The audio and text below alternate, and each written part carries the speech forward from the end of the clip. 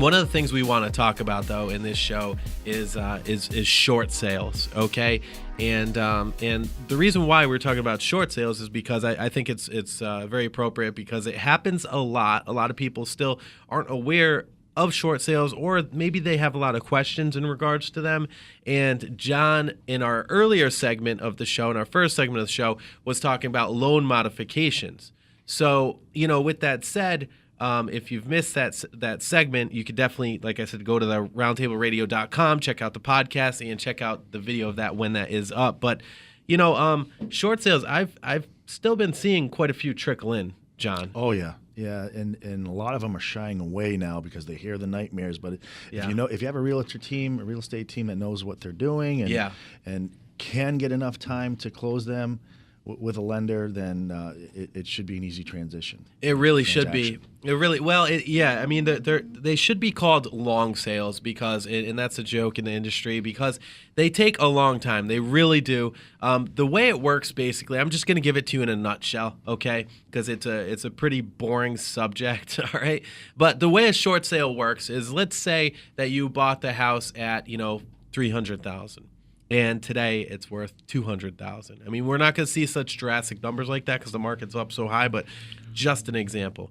You bought it at $300,000. You can only sell it today in its current condition at $200,000. Basically what happens is the bank is going to forgive you, if all goes well, they're going to forgive you that money in between. So that $100,000, they're going to forgive you. And I believe it's until the end of this year, under the Debt Forgiveness Act that Congress passed yet again last January, you're covered until the end of this year for that $100,000 being counted against you on your income taxes for income. Right. Okay, right? Yeah, they would send you a 1099 as earned income, and yeah, that would crush you in taxes if that was the case. So hopefully they continue to continue it. I really hope that they do, and that that's one thing too that realtors, the National Association of Realtors, by the way, about 1.2 million realtors around the country. I'm very proud to wear the R on my shirt when I have it. My pin fell off, but I really am, because of what we stand for, what we do, and we're advocates for the housing market, for you, for consumers, okay? So we're going down there to Washington, and we're telling Congress, we're telling them exactly why we need these certain laws to get passed, because it protects you. It protects home ownership. It protects our freedoms. It's a wonderful thing. So there's a lot of things that we do behind the scenes that you may not even realize. We're not just, salespeople. We are, we're out here. We're advocates for you. And that's what this show is all about too. We're advocates. So we appreciate you listening. We appreciate you tuning in. And a couple other, facts I want to tell you about short sales is, we've had short sales happen as quick as 60 days and as long as 4 years. We just closed one that took 4 years. Now people are like, what takes so long? Well, we sold that thing 10 times, legit 10 times. We had 10 different purchase and sales agreements on it, and the bank rejected all of them. So the way it works is that we get an offer in on the house, okay, and we basically send it over to, we use Delana Law, Melissa Delana that comes on the show.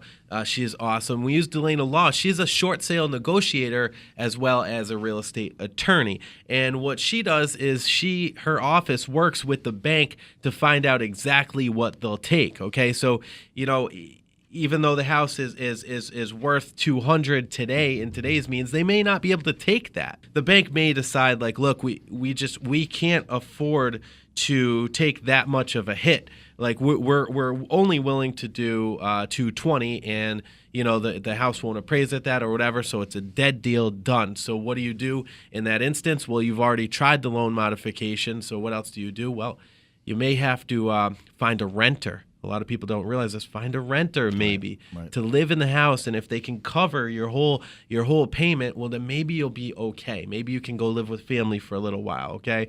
There's a lot of different things you can do, and I think, and even though we're not going to be able to help you sell the house, this, we want to help you out with this because you're going to get through this. You'll get through the tough time. If you know somebody going through a tough time, they're going to get through it. And it's less and less of people right now, which is great.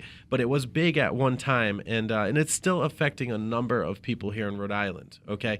I think altogether, when you take the foreclosures and short sales, I want to say about 14% of all houses, all of the homes that were on the market at some point this year were affected by something of the sort.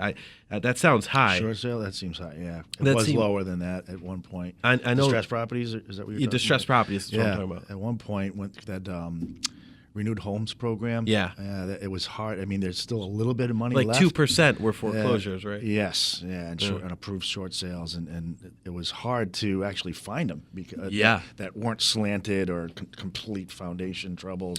Don't quote me. Excuse me. Don't quote me on that 14%. I could have sworn I ran it's numbers. Close, but I think it's a little lower than that. I mean, what I see a lot is when the bank finally approves the short sales, how long do you see they're giving you to close the loan? They give you a time period. What are you usually getting on? They do. You know, I mean, sometimes it's quick. Sometimes it's like 30 days. Like, you got to close this in 30 days. I've seen it in 20, but typically it's about 30. Yeah. Hopefully you get 45 days because you really can't start anything on the mortgage side until it's approved. Yeah, the bank approves the short sale. Here's 15 days. They used to give you 15 days. How can we close a loan in 15 days? Then that's not the TRID laws. With TRID, it's almost impossible. Yeah. I've seen people do it, but it's almost impossible. So, so it's something else to keep in mind. Look, it's a convoluted. It's a big process. It's if you need somebody that's done them before. I've done a lot of them. The team's done a lot of them. Contact us with any questions. We'll help you out. We'll get you through it. And if you can't do it, we'll give you other options. We'll figure this thing out, okay?